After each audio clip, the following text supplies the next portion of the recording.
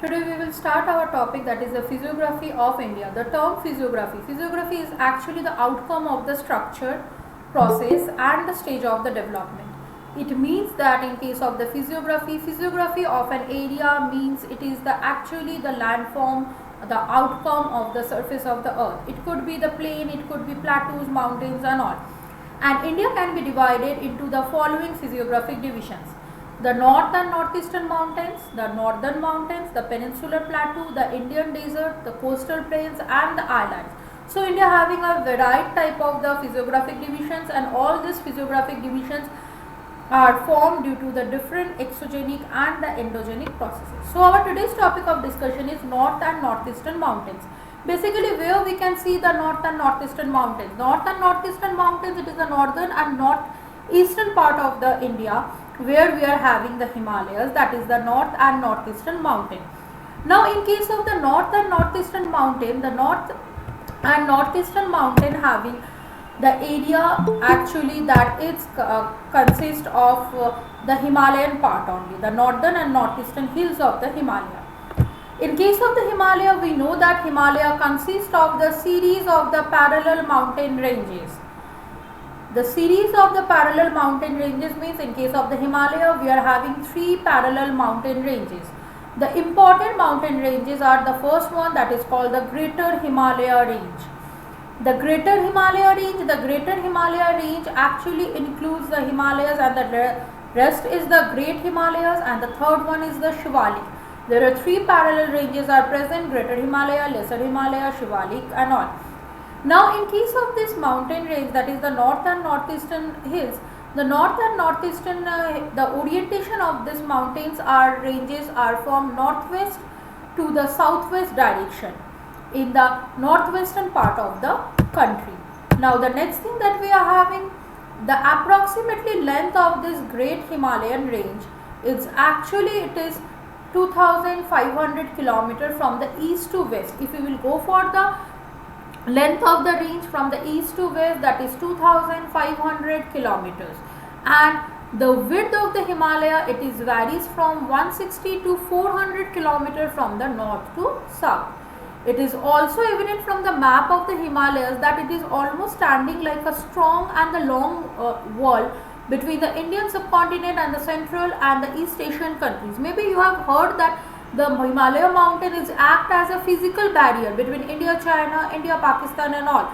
It stops the activity of the trespassers due to the climatic condition, due to the drainage and actually the cultural part is also applicable for the Himalaya only. The climatic condition of a country is decided by the hills present in the country only. Like in case of the Himalaya stops the cold wind which is coming from the Eurasian part of the world, which is comes from the Siberia. The second thing, the rainfall. The rainfall of the country is also affected by the presence of the mountain only. Because of our 80% of the rainfall in India, it's occurred due to the presence of the Himalaya.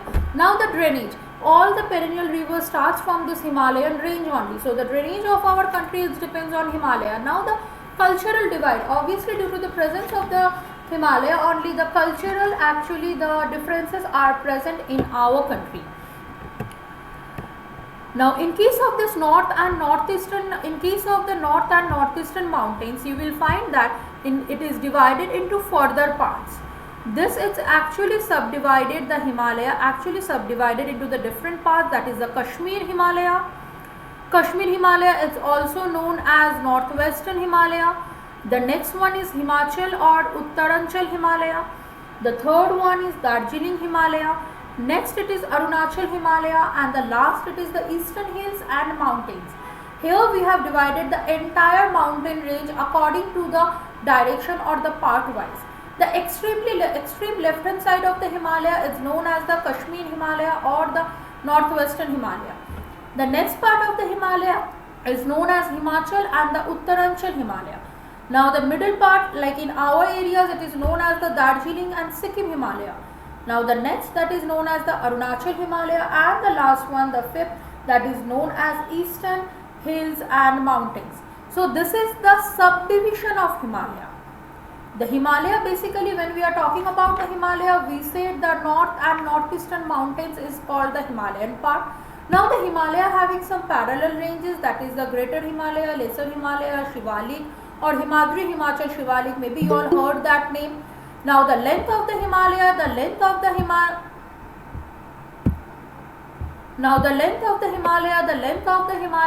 is 2500 kilometer. The width of the Himalaya is 160 to 400 kilometer. Now in case of the Himalaya in India having a great importance that it controls the climatic condition of the country.